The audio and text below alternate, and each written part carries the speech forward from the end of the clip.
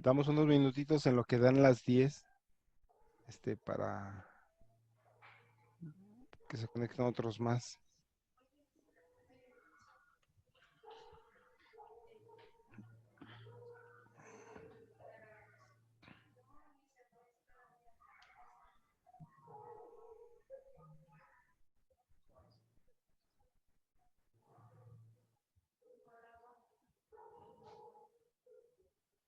Ya.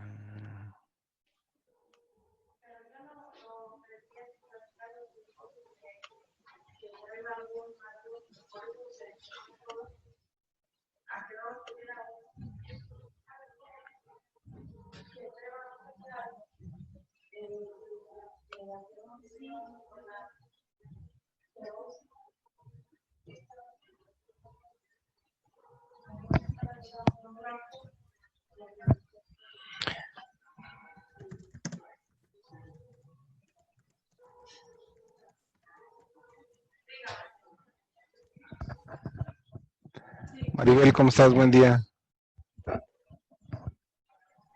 Buenos días, Rosario. ¿Qué tal? ¿Cómo estás? Bien, gracias. Buenos días a todos. Aquí esperando a que dando unos minutitos para iniciar, que den las 10. Sí, está bien, sirve de que se conectan más personas. Sí.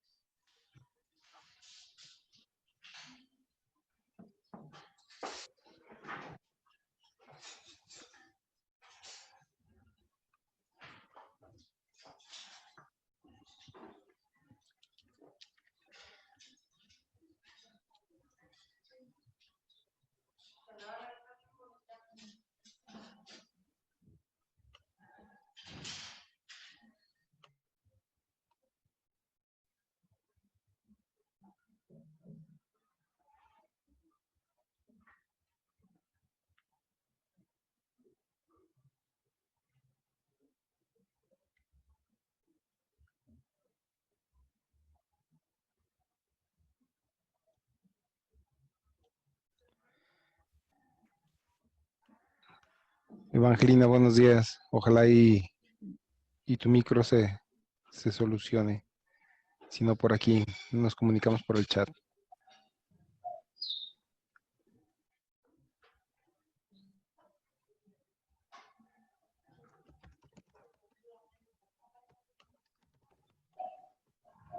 Ah, caray.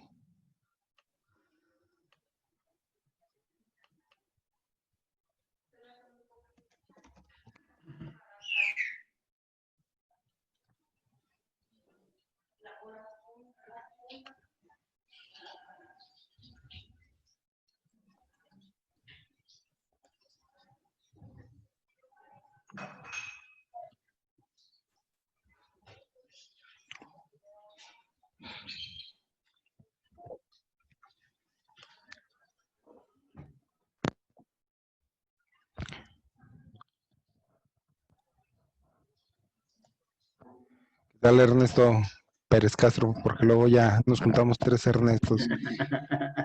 La importancia de llamarse Ernesto es tremenda. Y aquí se ve parejito en las pantallas de Ernesto, Ernesto, Ernesto.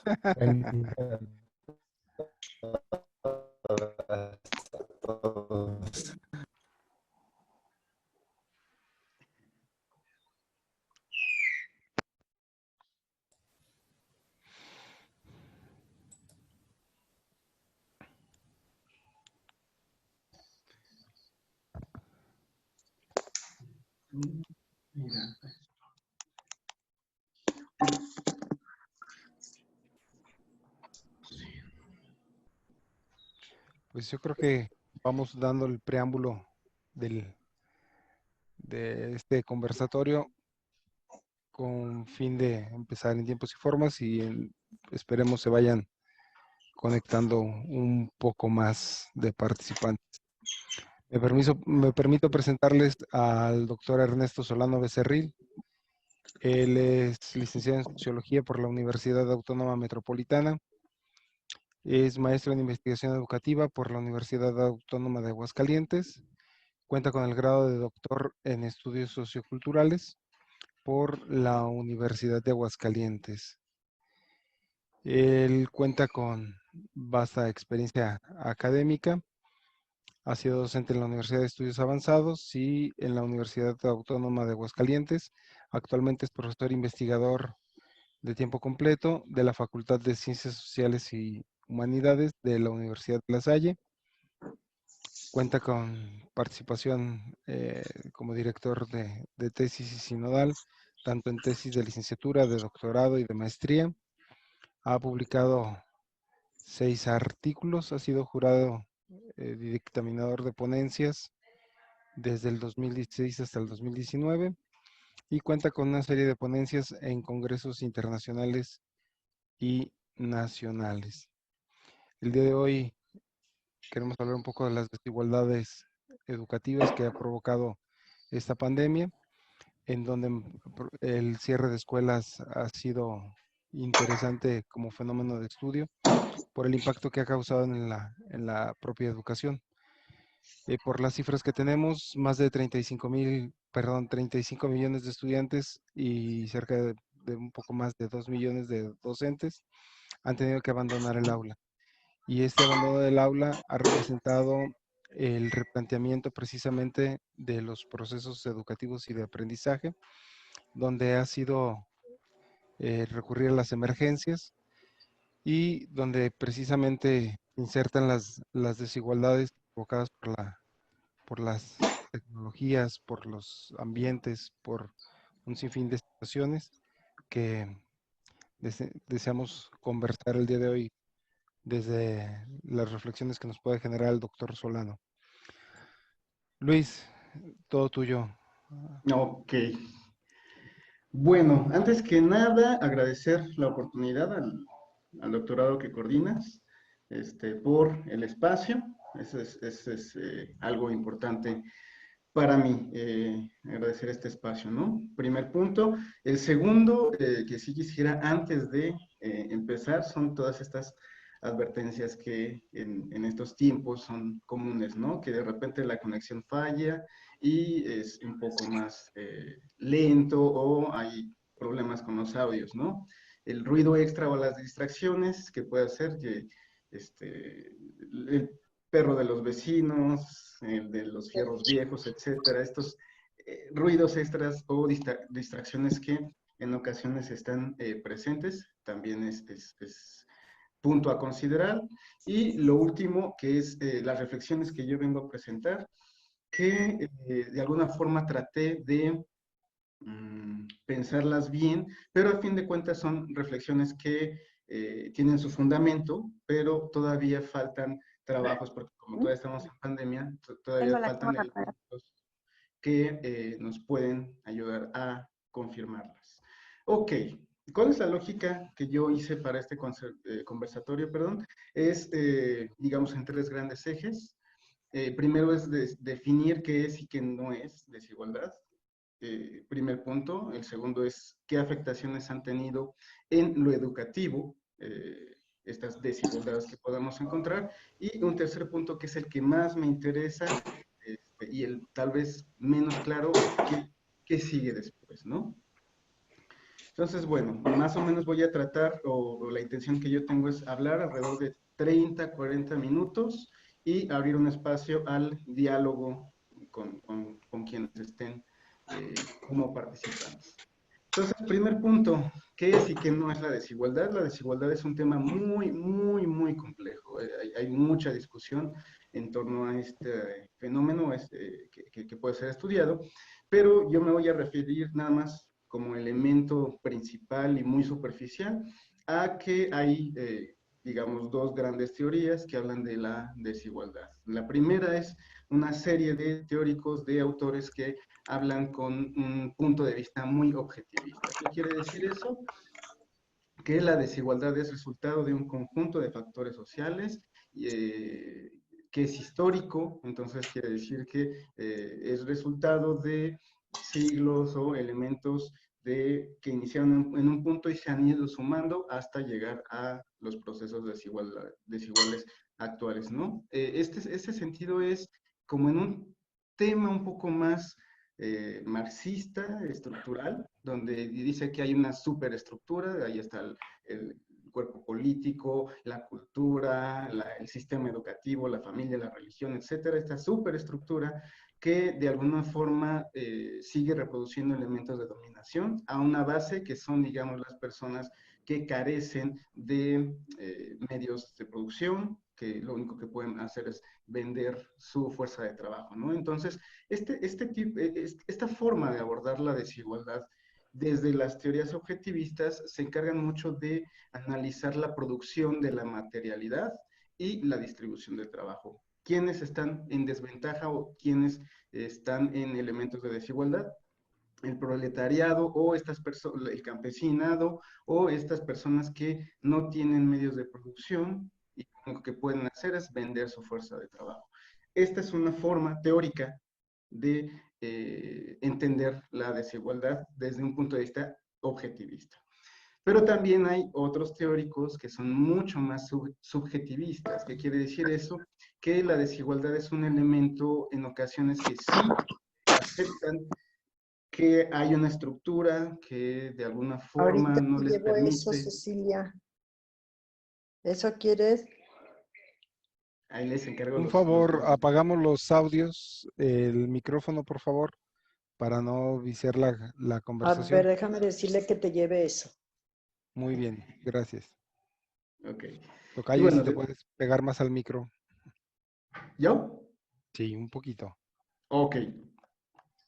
Y la otra parte es las teorías, digamos, subjetivistas, donde sí hablan y hay un reconocimiento de desventajas materiales, pero establecen que existen nichos de acción. ¿Qué quiere decir eso?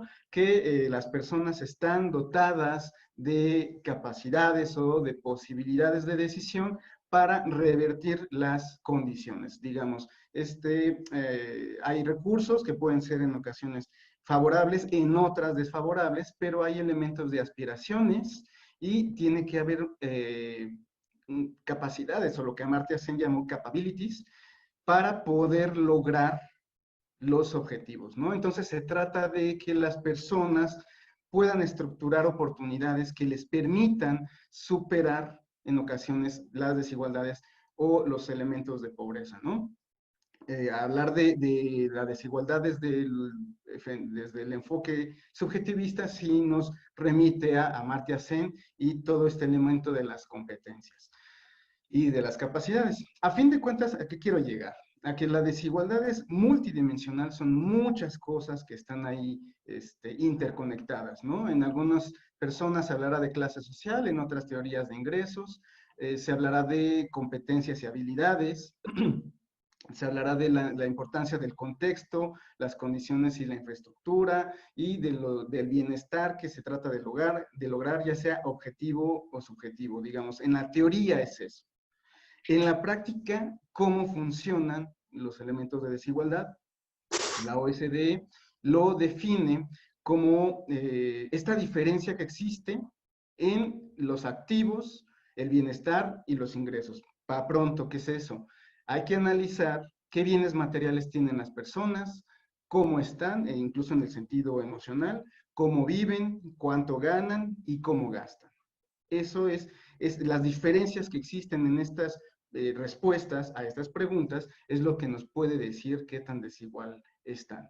Es importante mencionar que es diferente a la pobreza, es decir, a más desigualdades sí te pueden meter en un proceso de vulnerabilidad, eso es claro, pero cuando son demasiadas desigualdades es cuando llegas a un punto de pobreza. A lo que voy es que puede existir desigualdad sin pobreza, sí es cierto, pero no puede haber pobreza sin excluir todas las desigualdades, ¿no? Entonces espero que esta parte sí quede clara, el hecho de que la desigualdad es multidimensional, primer punto. En segundo punto, no toda desigualdad es pobreza, pero la pobreza sí es resultado de muchas desigualdades. En México, ¿cómo se miden? Y creo que esto es importante. La Coneval es esta comisión que nos permite evaluarla, ¿no? Y para que vean más o menos lo complejo que existe, se habla de vulnerabilidad, por ejemplo, cuando no hay ciertos derechos sociales que son violentados o que no pueden ser satisfechos. Digamos, estos números de abajo hablan de los derechos sociales. Y la cuestión del dinero también está el ingreso por acá. No quiero ahondar mucho en este ejercicio de entender la desigualdad, como la entiende Coneval, pero lo que sí quiero mostrar es que puede haber vulnerabilidad, aún así tú tengas todos los derechos satisfechos. Vulnerabilidad por ingreso, pero también puede haber vulnerabilidad de carencia de derechos, aunque no estés, aunque estés por encima de la línea de bienestar o del dinero, o que tengas una posibilidad monetaria muy fuerte. A lo que hoy es muy complejo, pero ahora sí quiero enfocarme sobre todo a la parte de la desigualdad en la educación. ¿Por qué en la educación? Porque es uno de esos 6 derechos que la Coneval establece. Es un derecho principal y, digamos, aquí está, ¿no? Y la educación se tiene que ver en accesibilidad, disponibilidad y la calidad que tienes. No solo es que tengas y puedas ejercerlo, sino cómo lo ejerces y cuáles son los recursos con los que tú estás ejerciendo este derecho. Entonces, a lo que voy es, este escenario del COVID y de haber haber cerrado las escuelas, y los datos que nos decía Luis Ernesto al principio, de que si son demasiados alumnos, ha visibilizado diferentes tipos de problemas, ¿no? Que muchos ya los conocíamos, pero ahorita sí fueron mucho más claros y mucho más obvios. Entonces, ¿a partir de dónde empiezo esta exposición? Quiero empezar de ciertos consensos que todos tenemos, ¿no? No estamos preparados para un escenario así. Eso es algo que todos lo hemos visto. Por otro lado, afecta a todas las esferas de la vida, tanto la privada como la pública, la educativa no se diga. Y un tercer elemento es que no se va a regresar a una normalidad prontamente, ¿no? Entonces, esos son como que los consensos que ahorita existen. Y estos consensos, este escenario a mí me ha llevado a pensar y a preocuparme en ciertos elementos que son, digamos, y yo divido ahora sí ya la charla de la desigualdad en educación en estos 3 grandes ejes. El primero es el acceso y la cobertura que tiene el sistema educativo. El segundo es los procesos educativos ya internos que se dan en la escuela, y una parte bien importante que es la relación docente-alumno. Y el tercer ejemplo que también me llega a pensarlo y a preocuparme es esos posibles escenarios posteriores. ¿Y por qué?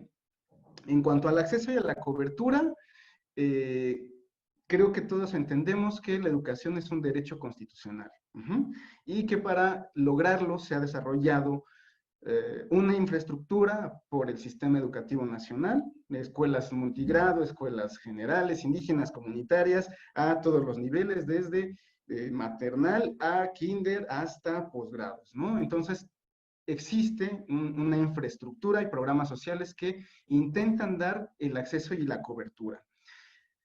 Una vez que se detiene toda la actividad, la educación se ve en jaque y tratan las personas de resolver cómo seguir dando el servicio educativo en un escenario donde lo presencial no puede estar vigente, ¿no? Y a donde nos dirigimos es y esto todo el mundo lo sabe, es en una educación remota basada en TICs, en distintas plataformas, que pueden ser desde los Teams, Zoom, WhatsApp, Facebook, etcétera.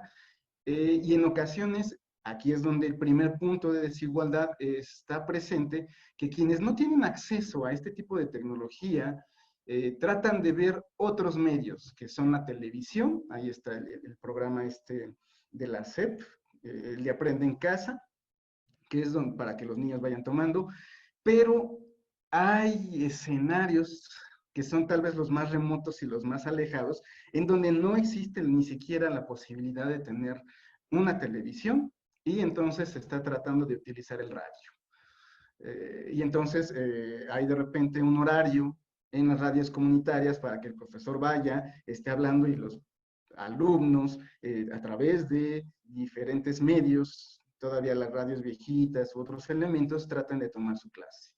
A lo que voy, esta es una primera desigualdad que pega y pega muy, muy fuerte, ¿no? Hay un estudio de Monroy Gómez Franco que acaba de salir hace como una semana. ¿Quién puede trabajar desde casa? Evidencia desde México. Se nota y hace un estudio profundo de quiénes son las personas que pueden llegar a trabajar y a tener estos bienes de comunicación.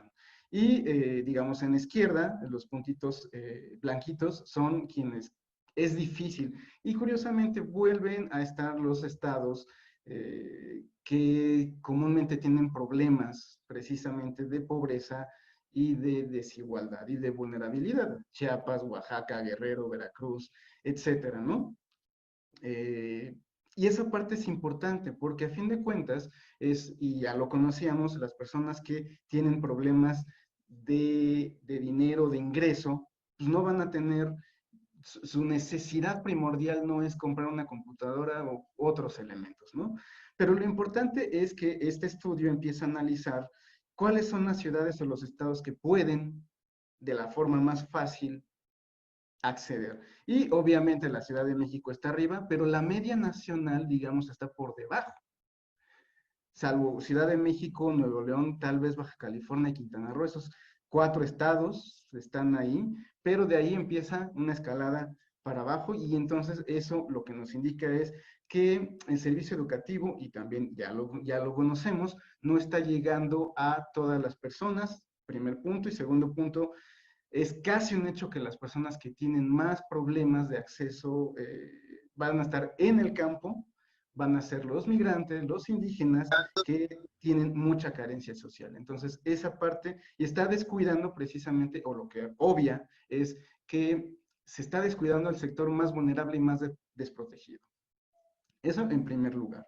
En segundo, este estudio sigue dando datos interesantes y, por ejemplo, habla de que quienes estén debajo de la línea de bienestar, que es esta línea de poder acceder a un ingreso y a ciertos derechos sociales, incluso los que estén por debajo de la línea de bienestar, pero estando en ciudad, tienen más posibilidad, que es esta barrita como café o beige, tienen más posibilidad, los que están debajo de la línea de bienestar en ciudad, tienen más posibilidad de hacer el trabajo remoto que quienes están en lo rural. Entonces, vuelve a aparecer los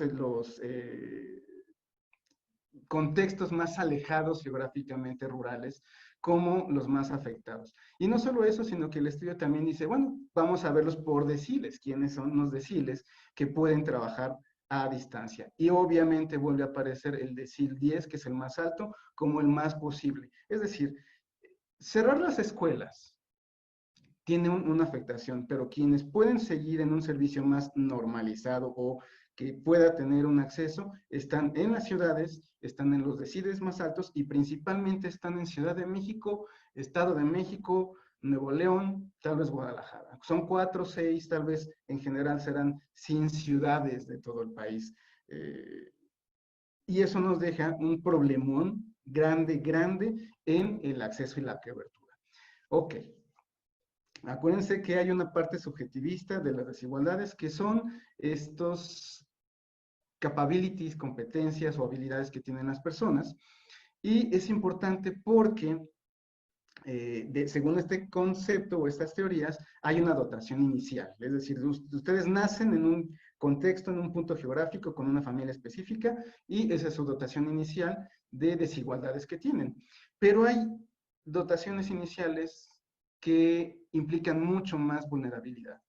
Aquellas que están en una distribución geográfica alejada, que existe poca posibilidad de conectividad eficiente, y eso nos remite a la educación rural. La educación rural está tremendamente evidenciado que tiene más carencias en todos los elementos, desde la infraestructura, los medios, digamos, los medios como materiales educativos, y la práctica docente. También es un elemento que, a pesar de que se trata de dar capacitación, en zonas rurales está CONAFE, que son, digamos, gente de secundaria y preparatoria, sin una capacitación docente mucho más fuerte, y ellos son los que se encargan de hacer todo este trabajo, tal vez hasta preparatoria.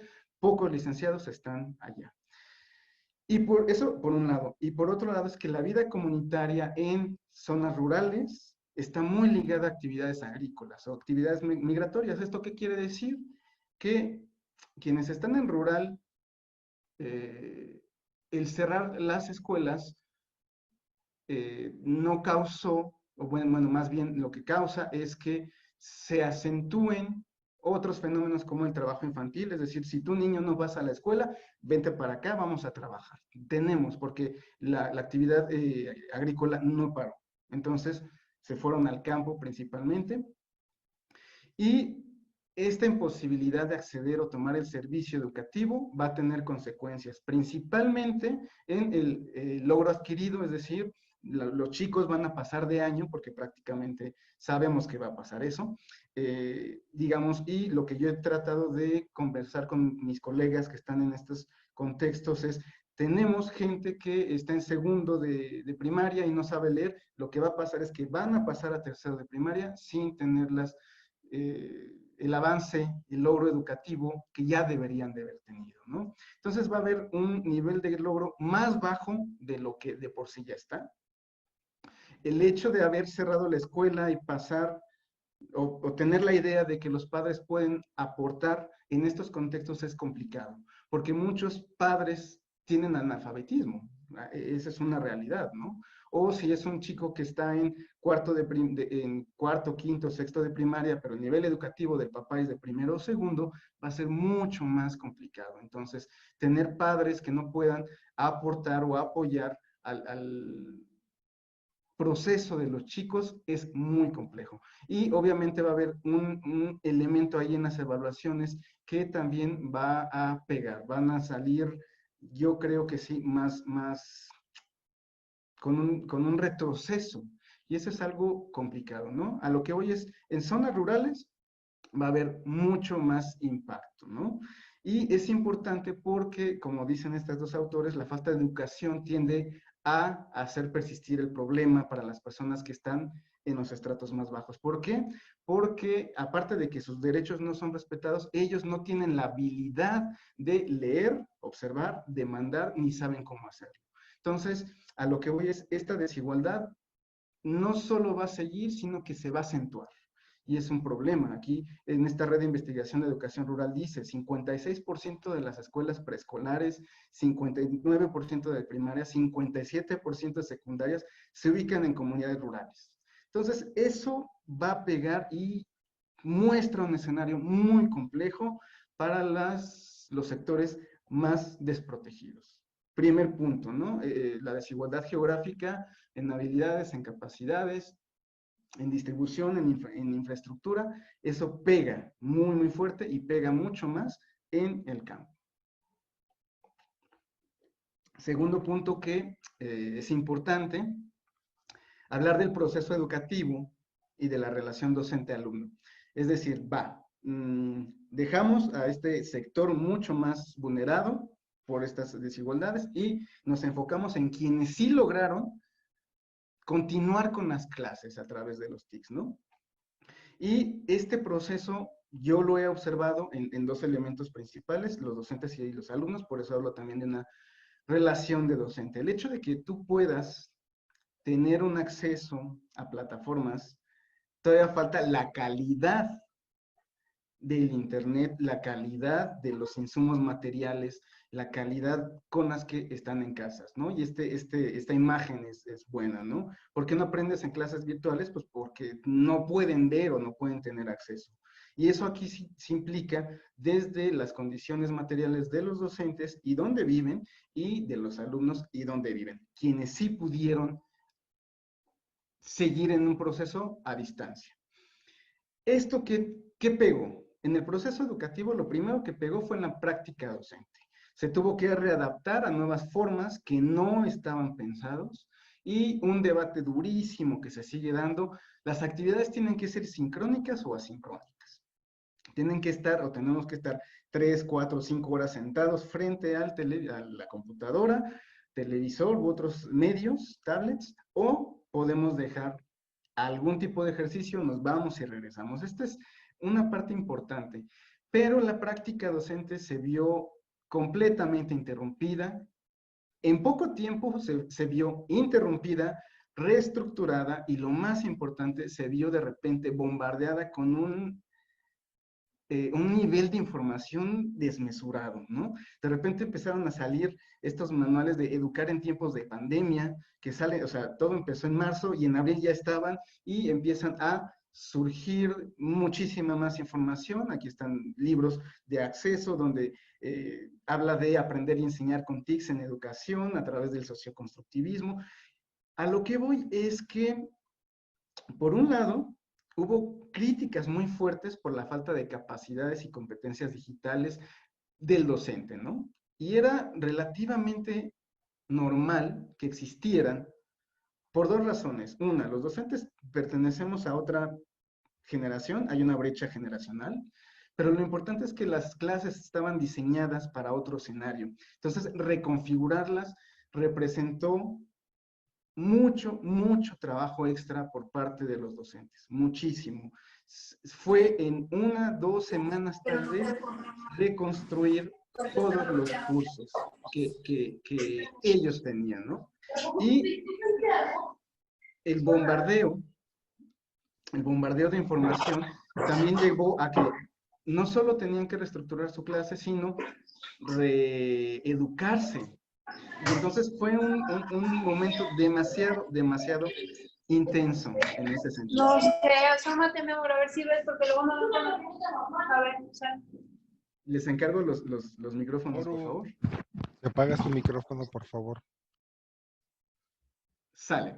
Entonces, esta práctica docente se fue readaptada a estas nuevas formas, por un lado. Por otro, una carga de trabajo mucho más intensivo, lo que también llevó a un agotamiento de la planta docente, porque sí, trabajamos más, y estoy casi seguro y casi convencido, por ahí ya empiezan a haber estudios, quienes trabajan menos en educación remota son quienes tienen menos acceso a los medios. Eso ya salió en un estudio, pero quienes tenemos acceso a los medios del TICS estamos trabajando más.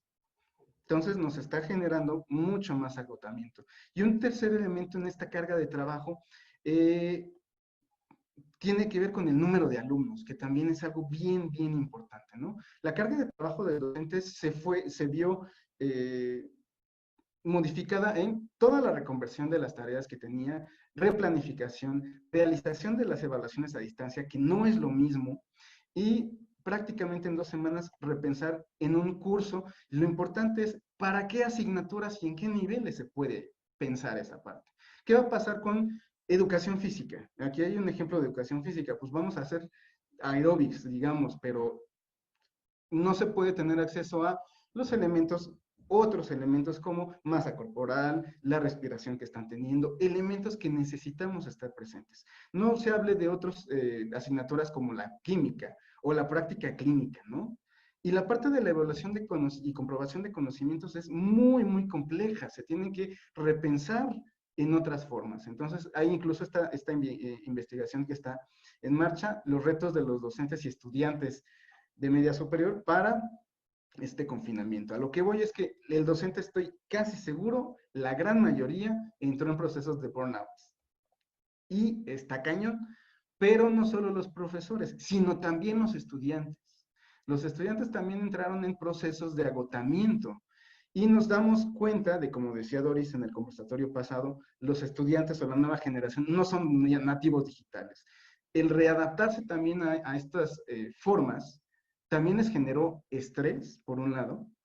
Por otro lado, nos dimos cuenta que estos procesos, y nos estamos dando cuenta que estos procesos de autoaprendizaje hacen falta a los alumnos. Es muy difícil darles una lectura, darles elementos y que ellos vayan aprendiendo. Necesitamos tal vez repensar la práctica, pero sí repensar en cómo poder lograr que los alumnos sean autodidácticos, ¿no? Y lo que sucedió fue que hubo una saturación de tareas a los pobres chicos. ¿Qué otro elemento le ha generado a los estudiantes? Una afectación en un eje vertebral de la socialización que ellos tienen. Un elemento importante de la escuela es que su espacio de socialización más importante, hay mucha información que dice, los estudiantes van a la escuela, primer elemento que van a la escuela, a socializar. Segundo, a aprender. Entonces, Eduardo Weiss es un investigador que falleció hace poco y él tiene una larga investigación en estos que lo comprueban, ¿no? Entonces, la vida socioafectiva de los estudiantes se fue también afectada, ¿no? Y otro tipo de competencias como la gobernanza, la participación social, etcétera. Hay muchos elementos en donde los educativos, los estudiantes también fueron afectados, quienes pudieron acceder y en el cómo pudieron acceder, ¿no? Y la tercera parte es la calidad del proceso, ¿no? Y esto es importantísimo porque en esta calidad realmente se aprendió. Yo tengo mis dudas, estoy casi seguro que muchos estudiantes nada más están haciendo la tarea, los trabajos, como pueden, hasta ahí. Entonces, no sabemos si se aprendió todavía, no sabemos qué se aprendió. A mí es importantísimo, se solucionaron todas las dudas, no sabemos cuántas lagunas quedaron, pero lo que fue obvio fue que hay un sobrecupo en las aulas. Un docente a distancia que trabaje con más de 35 alumnos, 40, 50 a distancia, es imposible que tenga el control. No, de por sí en el aula es complicado, ahora en vía remota es dificilísimo. Y algo que entonces tiene que preocuparnos es la viabilidad financiera de las escuelas. ¿Por qué metemos a 50 alumnos con un docente y por qué no metemos a 20 con uno? Tiene que ver con viabilidad financiera, definitivamente. Y aquí estoy seguro que hay instituciones que van a poder hacer esta readaptación, tal vez menos alumnos por cada maestro, pero hay instituciones que no van a poder. Y entonces, esta viabilidad financiera también habla de reorganizar, pero ¿quiénes van a estar más beneficiados? Es decir, ¿cómo se puede reorganizar financieramente tratando de cerrar las desigualdades, no solo en el acceso, sino en el cómo, quién, cómo evaluamos?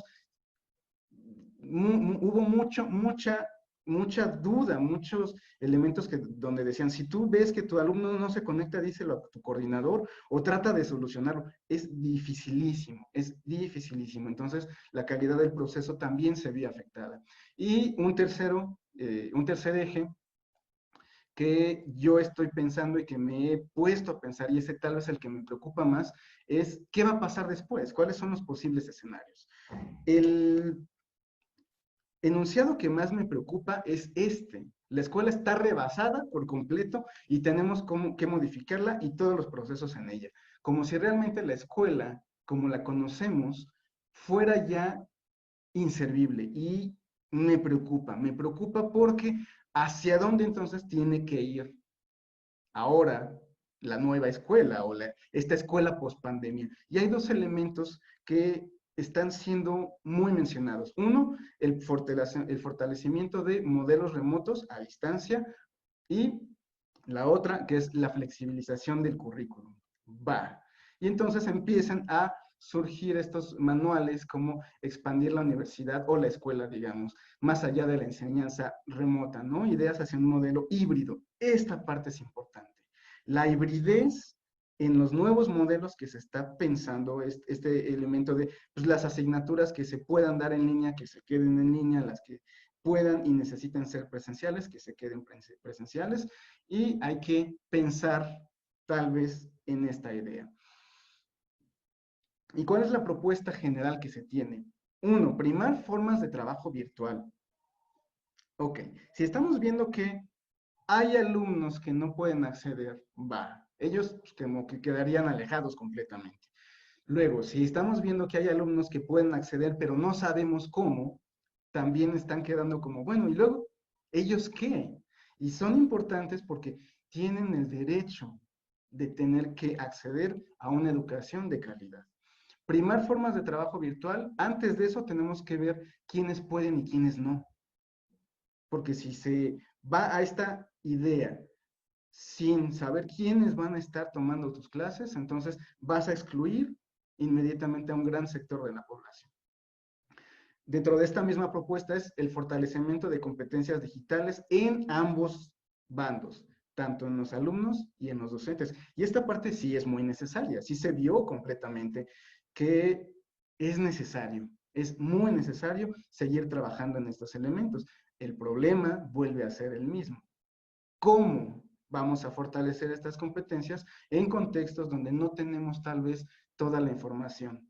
Si no se puede trabajar, es decir, si no pueden acceder a elementos materiales, va a ser bien difícil que tengan un fortalecimiento de competencias digitales, ¿no? Por ahí hay mucho trabajo también que habla de mientras menos competencias digitales, más excluido vas a tener. Entonces se suman estas desigualdades. La tercera propuesta es la flexibilización del currículum.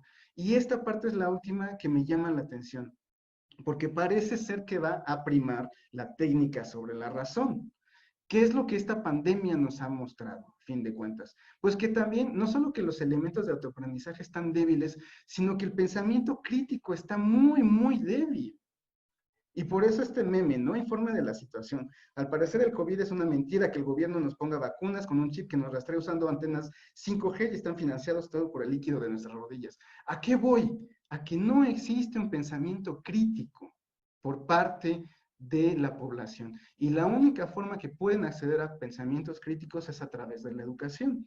La pregunta es, ¿se puede fomentar el pensamiento crítico a distancia? ¿O nos vamos a ir nada más a que aprendan competencias, que también es lo que decía Doris, el conversatorio pasado? Que solo los aprendan y ya, que no comprobemos información, que no tengamos a estas dudas, digamos. Entonces, yo personalmente he visto, bajo la experiencia, y seguramente porque también me hace falta experiencia virtual, digamos, pero estas competencias críticas se trabajan mucho en lo presencial. Es donde uno puede debatir bien, es donde puede haber una diferencia de ideas, porque si no te vas a ir a un foro de debate virtual donde yo pongo una idea y abajo me contesta otro y puede poner de acuerdo o en desacuerdo y el debate se hace así informático y no creo que sea posible. Esta parte es importante del pensamiento crítico. Y en un nuevo escenario post pandemia, ¿cómo le vamos a hacer para fortalecer esta parte? A lo que voy, creo que si pensamos en un escenario post-COVID con una escuela híbrida, las brechas en lo cognitivo, social y emocional pueden llegar a ahondarse, pueden llegar a profundizarse. ¿Por qué? Digamos, están estos niveles de desigualdad donde están los estratos más afectados.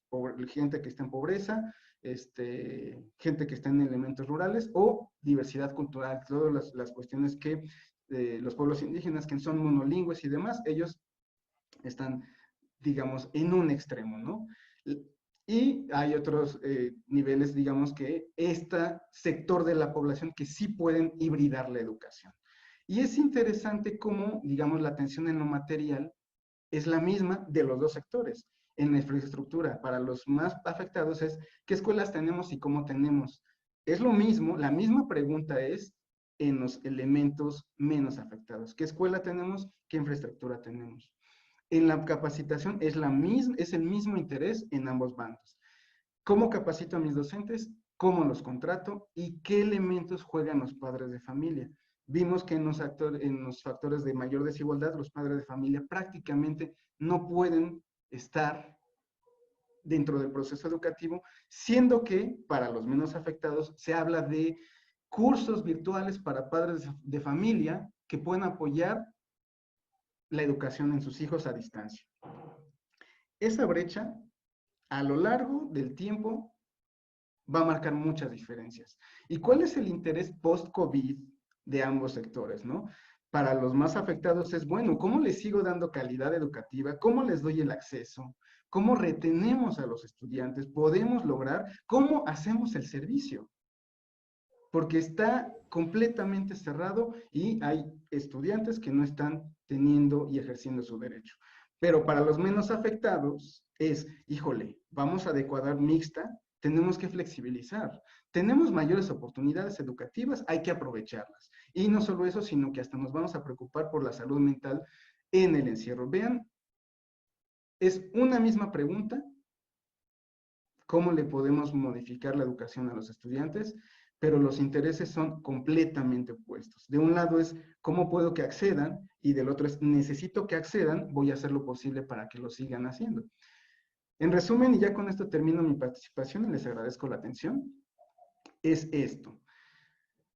Este escenario nos pone en problemas, primero de accesibilidad, hay una diferencia brutal entre zonas urbanas y rurales. También debemos de ver qué accesibilidad y qué tipo de educación vemos según el nivel, según educación básica, educación media y educación superior. Las afectaciones rurales son más castigadas, pero ahí ¿cómo le hacemos? Por radio, por WhatsApp, ¿y qué hacemos con el trabajo infantil? Porque es una realidad que quienes estén en estos elementos de decir que mi hijo se quede a escuchar el radio, a ver su clase, a que me acompañe al campo y poder cultivar un poquito más, es una realidad. Está muy documentada, ¿no? Hay desigualdades muy, muy serias que estos nuevos escenarios post-COVID siguen sin resolver. Y necesitan entonces mucho más coordinación con otros sectores o con otras secretarías del país para tratar de resolverlas. Ok, ¿cuál es el otro elemento? Las condiciones. ¿Qué infraestructura tengo en mis escuelas? Pero sobre todo, y creo que sí es importante ver la labor docente y cómo se le retribuye salarialmente, porque también nos dimos cuenta que muchos profesores que están por horas, ahorita se vieron superados, ¿no? Y el número de alumnos por profesor también tiene que ver. Hay que ver en estos nuevos sistemas de hibridación, lo que hacen es masificar. Y entonces vamos a tener menos profesores, más alumnos, o vamos a tratar de ser una experiencia tal vez semipresencial, pero un profesor con menos alumnos. Este debate todavía no está claro, ¿no?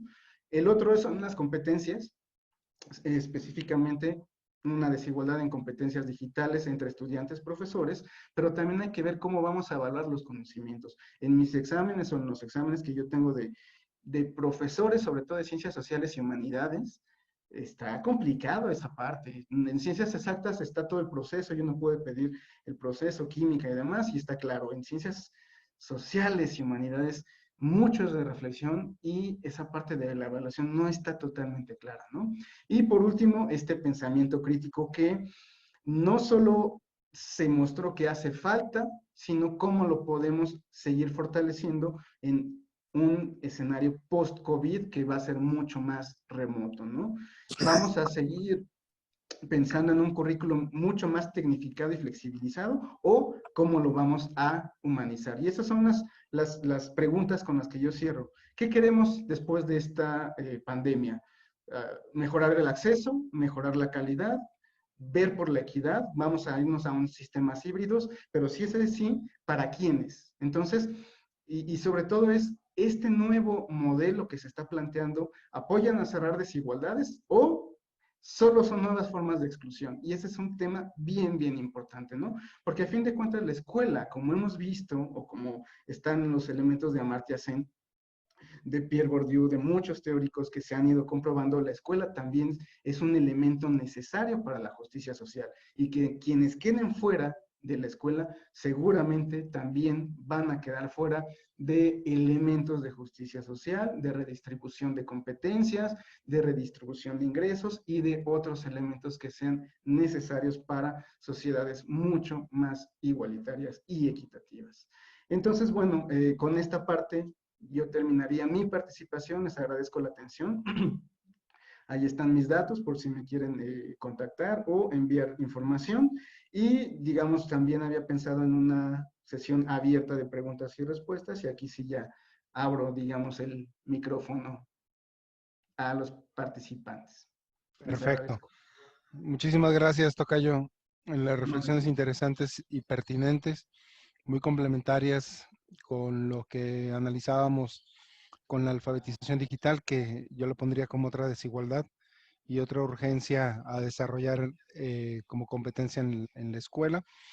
Y para empezar con este diálogo, les pediría por favor que levanten la manita, así como Ernesto la tiene levantada, para darle la palabra. Adelante, Ernesto. Hola, tocayos. Hola a todas y a todos. Gracias, Ernesto, por compartirnos estas miradas. Has abierto un montón de vetas ahí que dan para pensar y dialogar un montón de cosas, porque claro, es un tema súper lleno de pequeñas, de líneas, ¿no? Voy a tomar dos de las que dijiste para compartir alguna reflexión. Cuando hablas de evaluación al final, yo nada más apuntaría esta cuestión de si no está tan claro lo de la evaluación. Creo que es, al igual que con el tema de las desigualdades, es uno de esos temas que se hacen más claros con la crisis. Es decir, ¿qué se hace más claro? Que el debate está ahí, pues. Es decir, este debate de la evaluación ya estaba y se profundiza con la crisis, ¿no? Creo que es un tema que si no está claro, no es por esto, sino es porque, claro, ya venía y esto lo que ha hecho es hacerlo mucho más complejo y mucho más interesante, ¿no? Porque nos obliga a que muchos debates que ya se traían sobre la cuestión de la evaluación, las formas de evaluación, la pertinencia de la evaluación, creo que esto nos ayuda a empujarlo. Y lo que decías de si se reducen o no desigualdades, te voy a decir, hay una cosa que me preocupa y la pongo sobre la mesa simplemente como una reflexión. A mí me parece que hay un tipo de desigualdad que sí se va a reducir, pero para mal. Y tiene que ver con lo que hablabas del pensamiento crítico. Es decir, a mí me parece que esa desigualdad se va a reducir, pero porque justamente los sistemas, las lógicas híbridas, yo no es que no quiero, por supuesto, satanizar el tema tecnológico. Me encanta, soy un apasionado y bueno, por aquí anda mi asesora de tesis que dio el conversatorio pasado sobre lo virtual y mi tesis del doctorado va sobre lo virtual. Pero creo que la tecnología digital, al menos como la estamos viendo, sí tiende a favorecer más el encapsulamiento, la atomización, el individualismo. Y en ese sentido, efectivamente, la hibridación va a complicar mucho de la visión colectiva, del diálogo, de la cuestión del reconocernos en el otro y toda esta cuestión. Y creo que ahí sí corremos el riesgo de que este encanto y este encandilamiento que traemos con lo digital va a generar que muchas cosas entren ya en lógicas más o de entretenimiento, de conducción de inteligencias artificiales, big data y un montón de cosas que van a ir reduciendo, o sea, que además nos resultan tan atractivas que la gente va a perder de vista eso. Y entonces, digamos que vamos a estar más parejos en falta de pensamiento crítico. Eso me preocupa un poquito, ¿no? Sí. Muchas gracias, Tocayo. Pues bueno, era un par de reflexiones que quería compartir. No, y sí, estoy totalmente de acuerdo. La parte del pensamiento crítico es importante porque ya se vieron los elementos, los primeros elementos de qué pasa, y son el ascenso al poder o a puestos de decisión de gente que de repente nos puede llevar a escenarios más complejos. Bolsonaro, Trump, Boris Johnson, todos estos elementos que precisamente es falta de pensamiento crítico, ¿no? Esa parte sí me preocupa, entonces coincido contigo.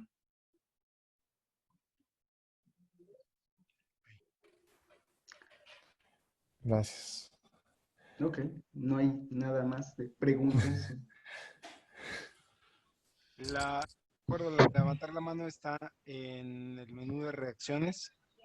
Ahí está la manita. O igual si gustan mandar su mensaje por el chat. Ok, ya.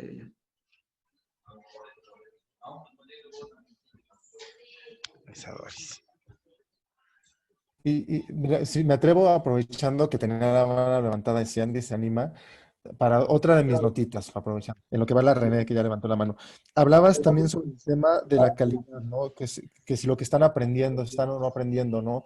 Y eso es bien interesante, porque efectivamente a mí lo que me preocupa es que hoy maestras y maestros estamos también súper emocionados, creyendo y celebrando los cuatro vientos que nuestros alumnos siguen aprendiendo. O sea, nos hemos autoengañado muy fuerte.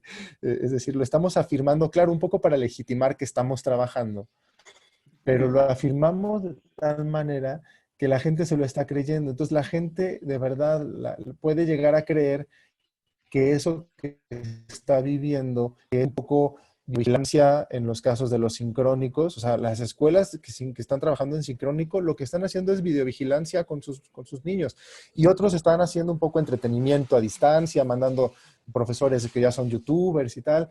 Y está bien, tenemos que resolver, pero hay que ser un poco más críticos con lo que estamos haciendo, porque si de verdad nosotros nos creemos que esto ya es el futuro de la educación, pues ese es el problema, que yo veo a mis colegas en el medio, en general, en el gremio, hablo pública, privada, básica, superior, los veo muy emocionados de que ya lo logramos, perdón.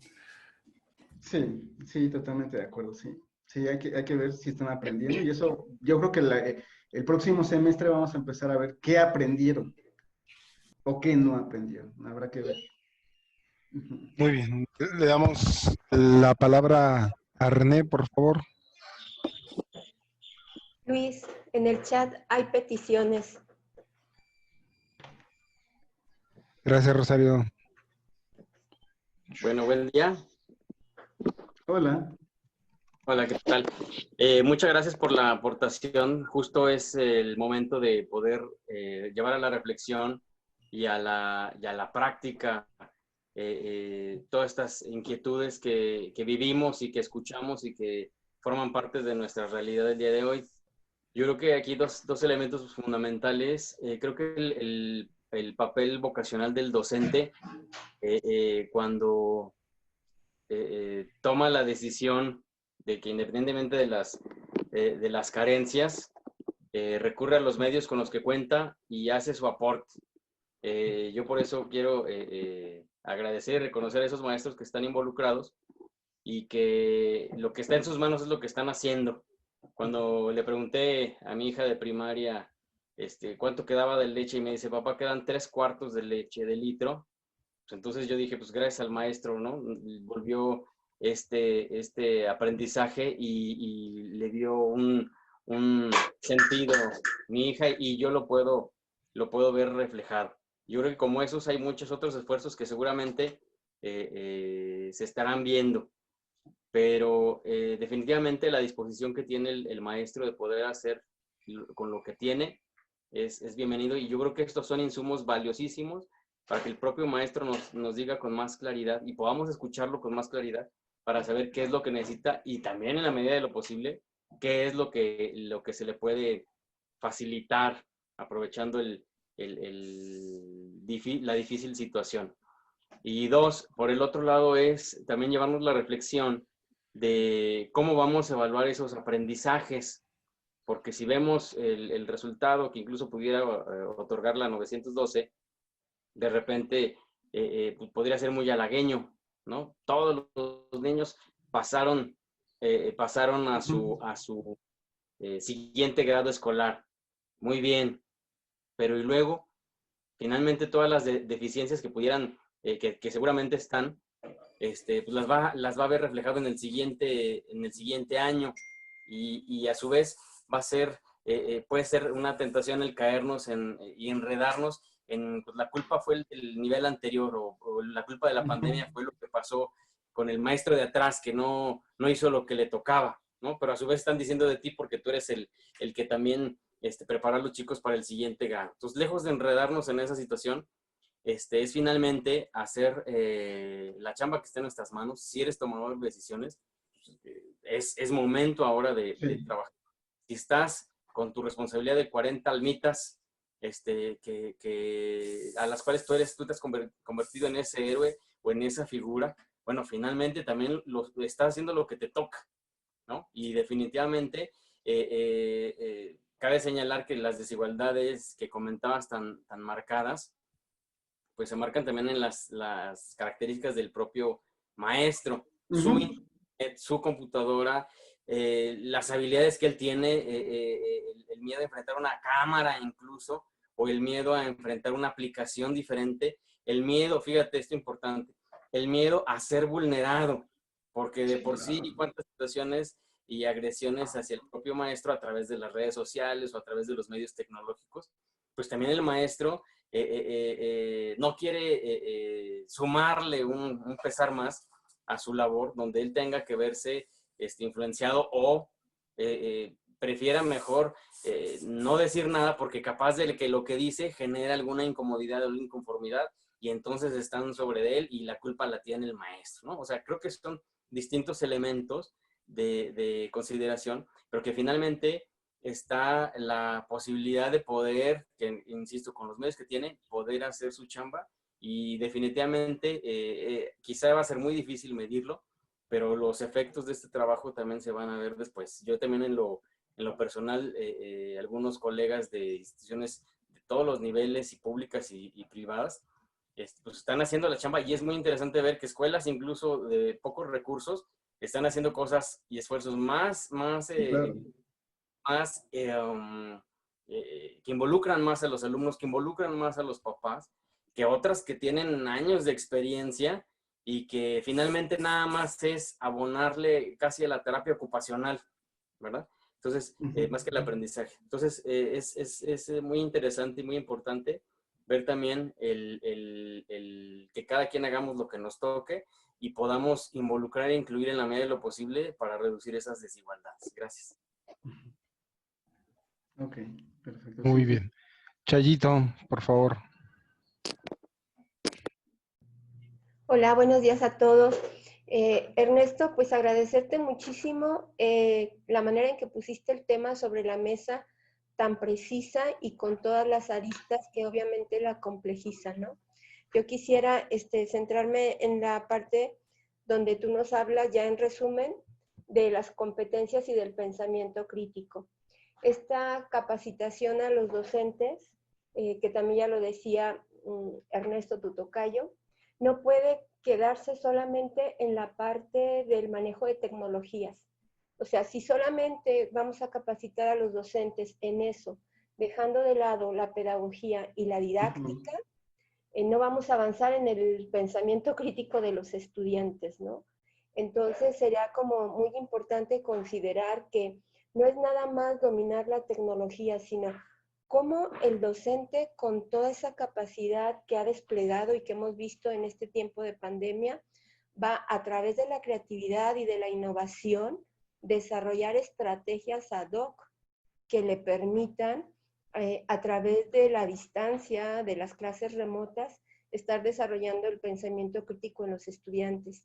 También tú comentaste la importancia de el autodidactismo, la autoorganización de los estudiantes. Obviamente estoy hablando de nivel universitario, que es de donde puedo compartir en este momento, pero se ha visto reflejado la falta de autoorganización, de autorregulación de los estudiantes, ¿no? He tenido la oportunidad de platicar con grupos, platicar con docentes de la facultad para conocer las problemáticas que se están suscitando.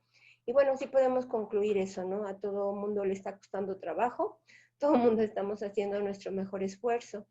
Y en esta parte que comentas de los programas híbridos y hacia dónde vamos, pues también compartirles justamente el nuevo programa, el rediseño de la licenciatura, que ahora será en talento humano. Será el primer programa híbrido de la universidad, que se trabajará de esta manera, y es todo un reto, todo un reto diseñar la modalidad híbrida con materias presenciales, con materias asíncronas, etcétera, ¿no? Y lo que significa, sobre todo, en las estrategias didácticas, pedagógicas que los docentes tendrán que favorecer para desarrollar estos elementos en los estudiantes. Muchas gracias, Ernesto, por la claridad de tu charla. Está Gracias, bien. Rosario. Pino, tienes la palabra. Muchas gracias, Ernesto. También, bueno, Ernestos, muchas gracias. Saludos a todos. Mi comentario va un poco, digamos, a partir de la observación y de la reflexión de cómo hemos ido abordando esta adaptación en contingencia y de manera común. Creo que yo he encontrado que para que podamos efectivamente generar una plataforma, una situación favorable para que se dé este aprendizaje significativo, va más allá de los contenidos y va más allá incluso del dominio de la tecnología. Yo creo que tiene que ver con generar una plataforma más confianza, de credibilidad.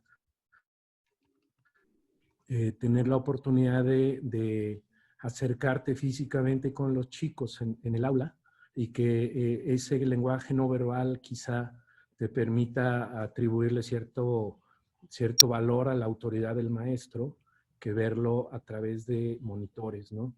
Digo, por lo pronto creo que nos ayuda que la pandemia nos encontró ya con el arranque del semestre y entonces en ese sentido ya teníamos como un antecedente de contacto físico. Pero, ¿qué pasaría si tuviéramos que arrancar el próximo semestre o los próximos cuatrimestres, como vienen ahora los programas de posgrado, a distancia, ¿no? ¿Qué autoridad y qué credibilidad se le podría otorgar a los docentes o viceversa, ¿no? Los docentes también a sus chicos. Entonces, eso pues lo pongo también como reflexión en la mesa, pero no sé si tengan ustedes que son expertos en estos rollos, algún comentario. Muchas gracias.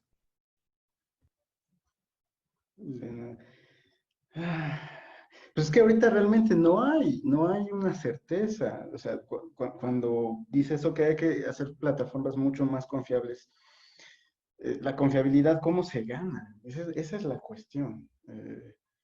Y es precisamente el reto, es ese elemento. Y como decía ahorita la doctora Rosario, es cómo le vamos a hacer. No hay, o ahorita están generándose, o están intentando generar las respuestas a estas preguntas, pero así con exactitud, yo que estoy metido en esto, el medir la calidad del aprendizaje y la calidad educativa en entornos virtuales es ahorita un elemento, un reto que se ha estado trabajando en los últimos 5 o 6 años previos a esto y siguen trabajando. Y ahorita lo único que va a pasar es que se va a acelerar ese proceso, pero no hay como tal una respuesta simple a esa pregunta, ni hay certeza completa en la eficiencia del proceso. Pues gracias. Seguiremos aprendiendo en el camino. Sí. Seguro que más adelante encontraremos muchas respuestas, ¿no? Muchas gracias. Gracias, Pino. Leti.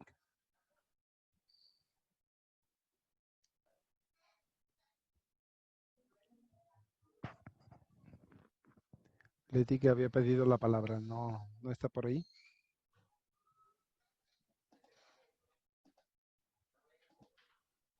Bueno. No, creo que no. No, ¿verdad? Eloísa.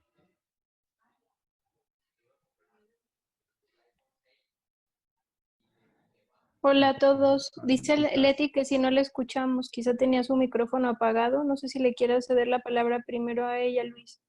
Muy bien. Está en el chat, digamos, porque... Sí. Ajá. Bueno, yo les comentaba, bueno, primero, cuando me volví a conectar, el micrófono se abrió, les pido una disculpa. Doc, fíjate que escuchando todo lo que nos ponía sobre la mesa y después cuando escuchaba a Ernesto sobre lo que vamos vanagloriándonos, que estamos haciendo, o que sí estamos dando clases y que estamos avanzando y todo este rollo, yo tengo un asunto porque los papás, que son la cosa más bonita de este proceso, por no decirlo de otra forma, quieren todo, pero no quieren nada. Quieren que sigamos teniendo clases virtuales, nos piden, nos exigen, al menos en la institución en la que yo estoy, redoblamos esfuerzos, ya teníamos una plataforma y metimos otra, Y ahora que metimos otra, sus argumentos, sí, eligieron una que era gratis porque todavía faltaba que nos la cobraran, es que nos dejan mucha tarea, es que es poca actividad, es que los niños están sin hacer nada, no, es que están... Y entonces yo ya ni siquiera ya los escucho porque me parece como que es una cacería de brujas tratar de hallar una respuesta viable.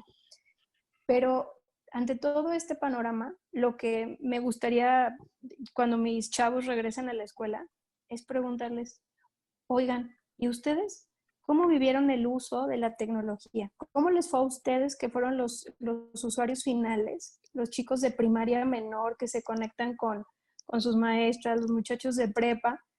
Porque pareciera que todas estas quejas de los papás opacan la verdadera experiencia de los muchachos, de los niños. Mis hijos me dicen, mamá, ya no quiero, pues es que es un desmadre, ya mamá, mejor no. Y los chavos, por ejemplo, de licenciatura me dicen, oye, ¿nos podemos conectar para platicar? Y yo, sí, ¿sobre qué quieren platicar? No sé, porque es que si no estás tú y nosotros nos conectamos solos, no conversamos. Bueno, entonces vamos a reunirnos, pero vamos a poner un tópico de diálogo. Sí, vamos a hablar sobre las plantas.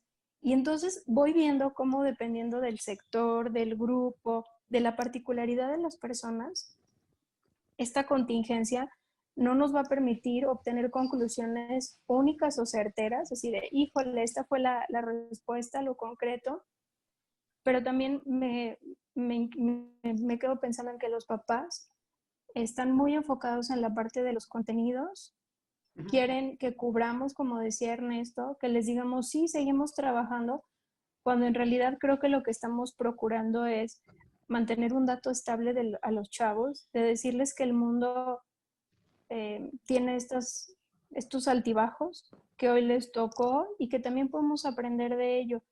Entonces, de todo lo que tú dijiste, si yo pudiera, llevaría tu conferencia, tu plática, tu ponencia a todos esos papás que nos han cuestionado fuertemente sobre por qué mejor no hemos dado por cerrado el ciclo, o por qué seguimos cobrando, o por qué seguimos dando clases, y decirles, hay que ver el fenómeno desde una mirada más compleja. No es así y ya. Entonces, lo único que te puedo decir, Doc, después de haberte escuchado, es que todas las preguntas que yo me hacía de, tengo que escuchar a papás, ¿qué tengo que hacer? Creo que tengo más bien que escuchar otro tipo de voces, y a los papás que yo me permite escuchar tienen que ser gente objetiva, proactiva, que no vea el punto negro en todo lo que estamos haciendo, porque claro que hay un chorro de errores, pero también hay muchísimos aciertos, y hay que preguntarles a los usuarios finales, que son los niños. Y ya para cerrar, les comparto una anécdota real. Una niña de primero de preescolar, ella llega a México, ella habla hebreo, y su maestro de primero de preescolar no ha dejado de conectarse diario con ella, porque cuando empezó lo de la pandemia, la mamá le escribió desesperada y le dijo, es que enmudeció, ya ni siquiera en hebreo quiere hablar. Cuando se empezó a conectar con su maestra, la niña empezó a dar pequeños avances y la maestra se siente soñada, yo junto con ella, porque dice, nunca pensé que yo fuera a ser tan importante para alguien tan pequeño. Y entonces, pues claro que el corazón se nos arruga, te dan ganas de llorar y dices, sí, esos son los detalles que también habría que comunicarle al mundo en esto. Entonces, gracias, me gustó mucho todo lo que escuché.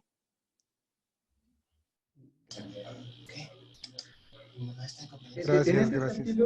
En ese sentido, nada más para cerrar y dar paso al otro, creo que sí tienes razón en que hay que fijarse en las particularidades. Cada quien está hablando desde sus contextos, entonces es bien complicado. Yo lo que hice fue, como la clase es virtual, yo con mis chicos tengo 3 papás en clase que se metan y toman clase. Entonces, que vean el esfuerzo a fin de cuentas, en ese sentido, ¿no? Aparte, por lo menos ya me gané a uno y mi clase le interesó a uno y ya entra, no tanto para vigilar, sino para aprender un poco más, ¿no? Y la otra parte de, si se apuesta por este modelo híbrido, también hay que capacitar a los papás y hay que ver si ellos están dispuestos, porque ellos piensan que la educación y todo el proceso en ocasiones pertenece exclusivamente a la escuela, ¿no? Y habría que trabajar con ellos también. Yo creo que con esto cierro esto y doy paso al otro comentario. Gracias, Doc. Perfecto. damos paso a Leti, que ya solucionó su problema. ¿Ya me escuchan? Sí, ahora Leti. Muchas gracias. Estos son el tipo de problemas que hay, ¿verdad? Que uno tiene todo resuelto y de pronto algo falla.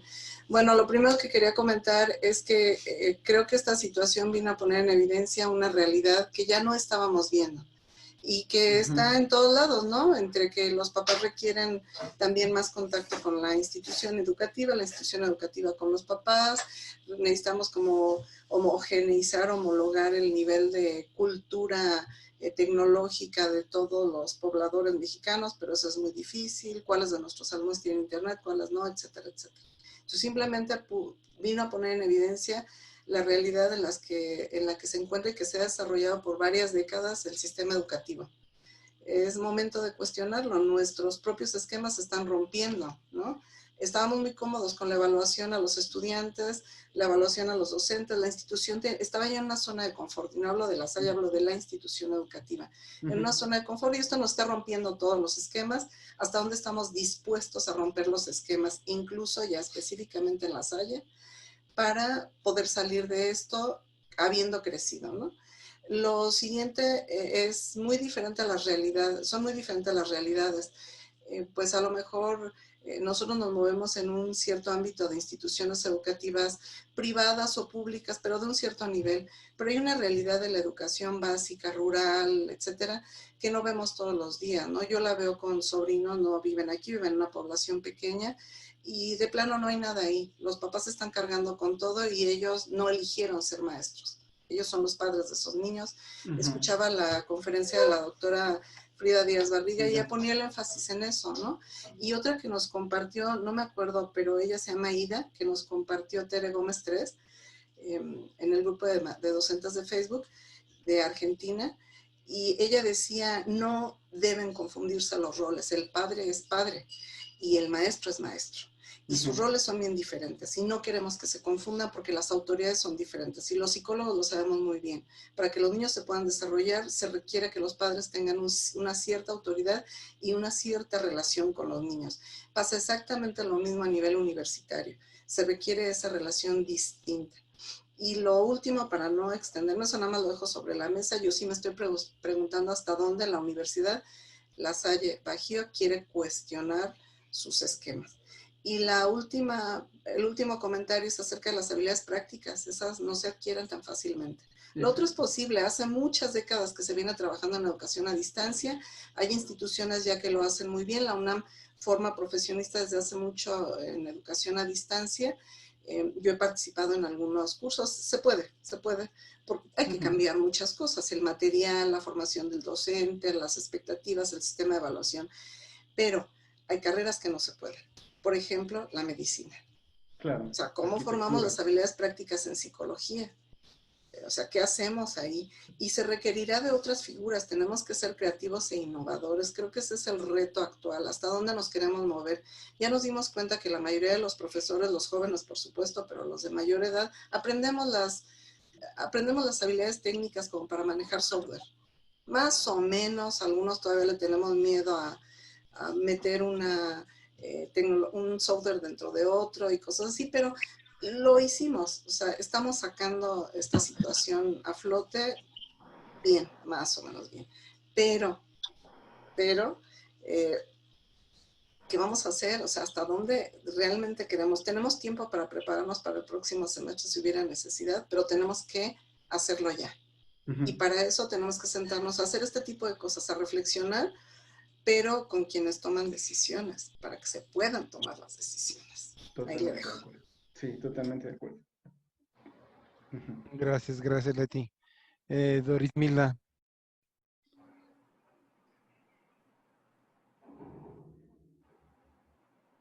Doris.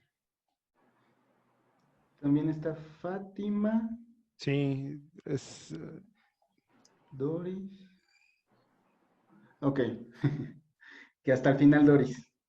Ok, Fátima, entonces, estamos contigo. Hola, buenos días.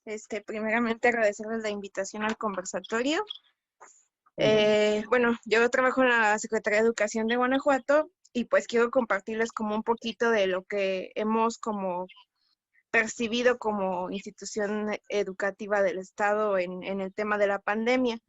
Hace varios días lanzamos una encuesta a supervisores, directores y maestros con 8 dimensiones a medir. Algunas tienen que ver desde el tema de conectividad, el acceso a la tecnología, otra incluso con salud emocional, otra con estrategias de nivelación, de buenas prácticas, y que tocan muchos puntos que el doctor Solano tomó en el conversatorio. Y hay una que me gustaría compartirles que, al menos, por ejemplo, en el tema de educación básica, lo que los maestros nos están comentando, hay una pregunta muy específica que les decimos, ¿qué enseñanzas nos deja esta pandemia, no? Y ellos mencionan 3 cosas fundamentales. Una es la capacitación tanto de maestros y alumnos en el tema de tecnología, pero también en el tema de autogestión del aprendizaje. Se están como dando cuenta que este paradigma de la escuela clásica, de yo profesor, te enseño a ti como alumno, no está funcionando en esta crisis. Entonces ellos mencionan que tienen que hacer como un ajuste a la forma en que están enseñando. Otro de los puntos que ellos toman en cuenta también es el tema de la familia. La principal dificultad que están teniendo como profesores es que no hay disposición y tiempo de las familias para dedicarle a las tareas de sus hijos, que también es producto pues de esta desigualdad, ¿no? Si el papá necesita trabajar y la mamá también, pues el niño se queda solo resolviendo la escuela con los medios que tiene y como puede. Y otra, por ejemplo, que también nos causó sorpresa que saliera, o que también fue como muy, que no habíamos tocado, es el tema del autocuidado y los hábitos de salud, que no se está viendo o no se ve de forma integral, por ejemplo, en la escuela y a veces ni en la casa. Entonces, el tocar como el tema ya de la prevención desde el tema educativo, también nos da un poco de luz sobre a qué tenemos que apostarle, ¿no? Tanto desde la familia como en el propio sistema educativo. Algo que también, por ejemplo, mencionaban en algunas de sus opiniones es el tema de la evaluación. Y los maestros mencionaban, por ejemplo, que ellos de entrada, cuando los niños ingresaran de nuevo a las aulas, sería hacer una evaluación diagnóstica para ver qué aprendieron y qué no. Y en base en eso, entonces, ahora sí, vamos a hacer una adecuación curricular, vamos a privilegiar los aprendizajes de español y matemáticas, si es el caso, vamos a flexibilizar, vamos a ofrecer tutorías, o pues cada quien con sus medios va a tratar de nivelar a los niños, ¿no? Pero sí, también algo que nos preocupa mucho es que en el tema socioemocional, por ejemplo, ellos tienen mucha confusión y mucha incertidumbre sobre el tema de cómo vamos a volver. Entonces, eso es como lo que puedo compartirles de lo que los maestros nos han dicho en el estado, en Guanajuato, y pues en educación básica, que entiendo ustedes la mayoría a lo mejor tienen alumnos en entornos universitarios o de nivel medio, pero acá también pues sí ha sido muy complejo atender la matrícula estatal de educación básica y tratar como de solventar lo que nos está dejando el COVID. Gracias. A ti, Fátima. Y sí, ahí, igual para cerrar rápidamente esta parte, pues sí, el sistema educativo que no pueda tal vez flexibilizarse o hibridizarse, va a ir a trabajadores sociales o tutores para tratar de nivelar, y entonces hay que cuidar entonces la carga de trabajo que también les van a pasar a ellos, porque seguramente sí va a haber mucho que nivelar. Yo creo que sí va a haber bastante trabajo en ese sentido. Y otro que sí creo, no importando si es educación básica o educación superior, es la escuela tiene que volver a tocar estos elementos de autocuidado. Ahorita en este trabajo que tengo ahí precisamente con la Secretaría del Estado de Guanajuato, uno de los elementos que se ha descuidado es el proceso socioafectivo, emocional y de autocuidado de los estudiantes a todos los niveles, no solo en educación básica, sino en todos. Entonces, y ahí vamos a tener que ver cómo metemos esos temas y en dónde, porque si es la cuestión de competencias cívicas y éticas, pudiera ser ahí. en donde existe en el currículum, pero en donde no hay que checar y que no entiendan los estudiantes que solo es una materia más, o como estas ideas de son créditos humanistas que pues hay que cursar, sino que hay que convencer que esa parte, esa dimensión es necesaria, muy necesaria y fue descuidada. Sí, ha sido muy, muy descuidada. Entonces sí, de acuerdo con eso también. Perfecto, muchísimas gracias. Fátima, preguntan si va a ser publicado este material o se puede tener acceso a él. Sí, de entrada, por ejemplo, lo estamos utilizando nada más de forma interna, porque estamos precisamente tratando de ver en qué áreas como secretaría podemos intervenir para facilitarle un poco más a los docentes, a los directores y a los supervisores, pues, este trabajo. Pero sí se está planteando la posibilidad con la doctora de que se haga un estudio publicado para ver los resultados de este cuestionario, porque se está trabajando en dos partes. Una parte diagnóstica sobre cómo estábamos antes de la pandemia y ahora con el cuestionario, con los resultados que nos arroje, porque aún no cierran, tratar de hacer el documento complementario para el diagnóstico, pero sí es muy posible que sí se va a publicar. Ahorita sí lo estamos como midiendo de forma interna nada más para saber dónde hay que estar interviniendo, pero sí se va a publicar. Perfecto, bueno, esperaremos el documento.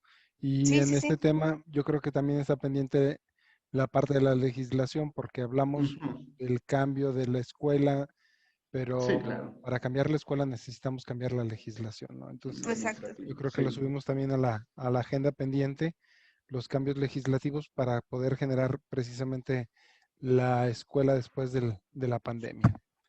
Muy bien. Doris, estamos contigo. Hola, muchísimas gracias. Tuve un bonito episodio de Ladridos justamente cuando dijiste mi nombre hace un rato, pero bueno, parece que ya se controló toda la jauría en esta casa. Bueno, yo quería comentar un par de cosas solamente. Una, acerca de lo que comentaban de la evaluación, sobre todo al principio de esta parte de discusión. Creo que para bien o para mal, la situación de contingencia nos lleva a enfrentarnos a la serie de cosas que estábamos haciendo mal en términos tanto de formación como de evaluación.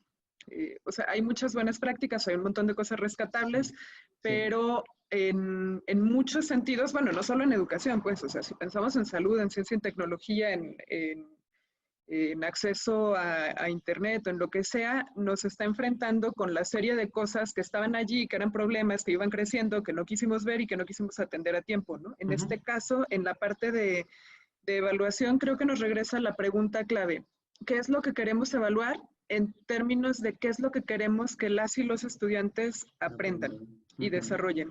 Porque hablamos mucho de competencias, pero al final la gran mayoría de las materias quizás se centran en contenidos y en seguir un programa de materia a veces al pie de la letra sin tener mucha claridad sobre la utilidad, no solamente la utilidad práctica, sino la utilidad que puede tener en términos generales una materia específica en la formación de las y los estudiantes en distintos niveles, ¿no?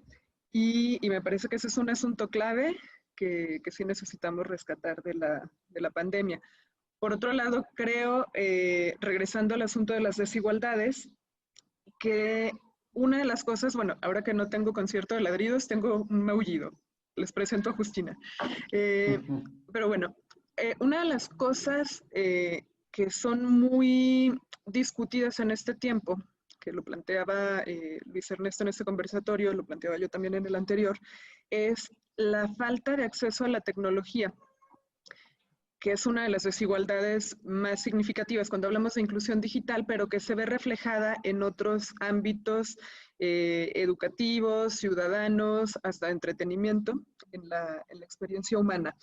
Pero de pronto lo que a mí me preocupa es que la discusión se centra en el acceso a la tecnología como si fuera solamente los dispositivos y la conexión a Internet, y es mucho más que eso. Justamente la discusión sobre la alfabetización digital no se queda en eso. A veces parece como si corrieran líneas diferentes, pero la alfabetización digital implica un vínculo con el pensamiento crítico, implica un vínculo con la formación de ciudadanía, etcétera, porque implica no solamente una parte de saber picar botoncitos, sino de entender las lógicas en las que los medios digitales se producen, se comparten, tejen redes, etcétera, el rol que jugamos como usuarios en todo este entramado complicado. Justina está de acuerdo, por supuesto.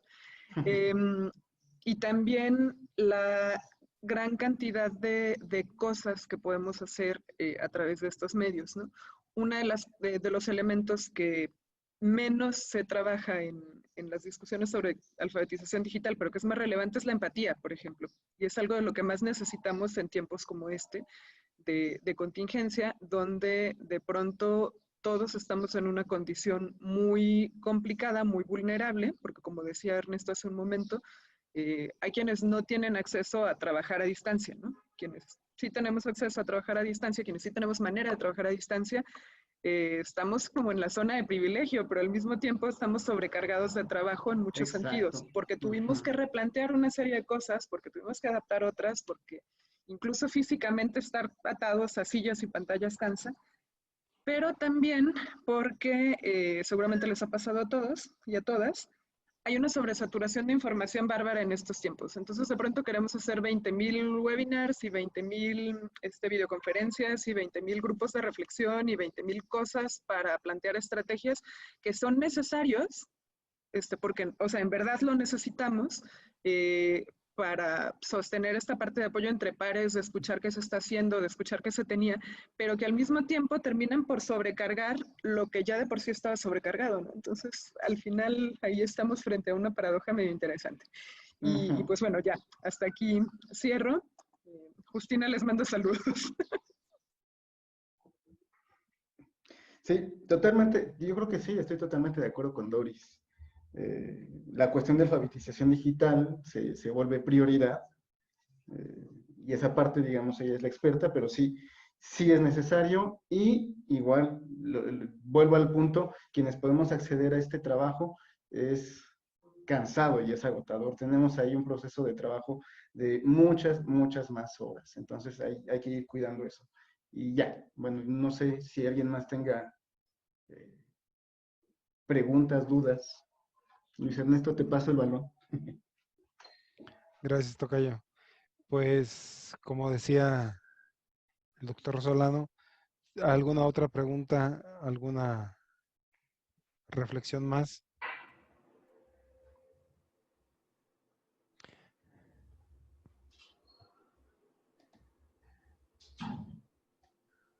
José Julio. Sí, bueno, yo con lo que he alcanzado a escuchar, a mí se me hace como muy interesante, es muy interesante todo lo que han dicho y verdaderamente comparto eso. Pero en mi persona ha sucedido algo como muy especial, como que el horario ya es de tiempo completo, porque ya nadie sabe si es domingo, lunes, martes, y te hablan a la hora que sea, y pues tú atiendes a la hora que sea también. Entonces, el concepto del horario se ha perdido. Hay otra cosa que también me llama mucho la atención. El horario igual, en la parte administrativa de administradores, es lo mismo cualquier día, y de los alumnos también, ¿eh? O sea, los alumnos también a toda hora te están interpelando sobre muchas cosas. Entonces, también el horario pues, llegó a otra dimensión. Eso es lo que me gustaría comentar. Es todo por mi parte. Perfecto, muchísimas gracias. Sí, eso es increíble, ¿no? Si la tecnología nos dio la disposición de la persona hasta en el momento de estar en el privado, se perdió precisamente el espacio privado y se vuelve un espacio más público, ¿no? Pero yo creo que también hasta en eso tenemos que empezar a reflexionar y a poner límites, porque sí es necesario también los espacios y los tiempos. ¿Verdad? Leti. Sí, quería comentar en relación con lo que dijo Dori, nada más resaltar que el reto de la institución educativa es doble. Es por un lado resolver la cotidianidad y por el otro lado, pues vamos a tener que enfrentarnos a lo que ya decía, las leyes. O sea, hasta dónde van a cambiar. Y vamos a tener que hacer gestión para intentarlo por lo menos, ¿no? Como institución educativa. Y por otro lado, yo creo que esto también, nada más comentando lo que decía Julia, pues nos reta a nosotros personalmente hasta dónde somos capaces de poner límites. Yo por ahí subí unas infografías, les recomiendo que las busque, están en el grupo de docentes de La Salle. Y una de las primeras cosas es mantener unos horarios. A mí me gustó lo que hizo Irma, de pronto, Irma Briceño, la coordinadora de psicología, que de pronto suena a veces medio rudo, pero la verdad es que eso es lo que deberíamos hacer. Ella dijo, estos son mis horarios, y nos puso horarios. Y me parece fabuloso, porque tenemos vida y tenemos que contener, tenemos que seguir manteniendo esa vida, porque no podemos dejar que esto nos altere hasta ese punto. Tenemos una vida privada y bueno, esa vida tiene que continuar. Finalmente ahí es donde estamos ahorita, en esa vida privada, ¿no? Con el gato, con los muchos perros que están ladrando, ahí estamos. Yo con el nieto que de pronto se asoma y me pregunta, ¿y por qué Leti? ¿Por qué estás aquí? ¿No? Pero aquí estamos y los estudiantes tienen que darse cuenta que están entrando a mi privacidad y que yo les estoy dando un cierto permiso, pero en horarios. Y yo oigo a sus mamás de pronto ahí que llegan y los regañan, porque tienen un reguero. Nosotros tenemos que poner límites en los horarios porque son los límites que necesitamos para mantener una salud mental.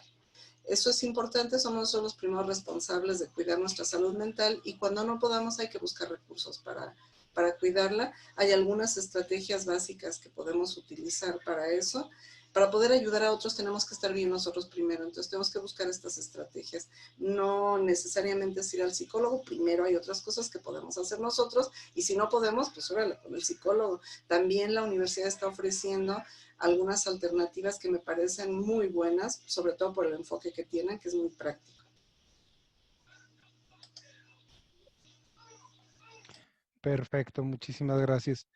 Pues agradecemos, si no hay algo más, alguna otra reflexión, pregunta, agradecer el espacio que nos han dedicado el día de hoy para poder reflexionar lo que es nuestra cotidianidad hoy día y que son realidades que hasta hace poco no conocíamos, las sospechábamos, pero hoy que las vivimos, pues tenemos que enfrentarlas y ciertamente las vamos enfrentando desde lo que tenemos y con eso vamos saliendo adelante, ¿verdad? Yo creo que nos queda mucho por dialogar, por conversar y desde el doctorado en Educación y Desarrollo Humano de la Facultad de Ciencias Sociales y Humanidades, pues procuraremos seguir generando y buscando espacios para el diálogo, para la conversación. Y si tienen alguna sugerencia, pues bien, la agradeceríamos para abordarla con nuestros docentes investigadores para que podamos conjuntamente ir construyendo una nueva educación, una nueva escuela, ¿verdad? Si no hay más, pues un buen fin de semana para los que no lo sabíamos. Ciertamente hoy es sábado y cerramos, perdón, con la mano levantada de Edgar, que tiene por ahí su mano levantada. Edgar, te escuchamos para podernos ir al sábado de hoy. Eran aplausos nada más, felicitarlos, estuvo excelente. Pues muchísimas gracias, gracias por los aplausos. Esperamos seguir contando con su presencia en la distancia y ir construyendo nuevas cosas, ¿verdad? Cualquier cosa por ahí estuvo presente el correo de un servidor y del doctor Solano, sino en la página de internet de la universidad a través del programa del doctorado en Educación y Desarrollo Humano. Tenemos contactos por si desean compartir alguna información o si desean que les compartamos algo. En breve estaremos poniendo en disposición para todos ustedes estos conversatorios a través de nuestras redes sociales del doctorado en Educación y Desarrollo Humano. Estarán disponibles estos conversatorios. Si no hay más, pues muchísimas gracias, que tengan un excelente día, un gusto y un abrazo a la distancia.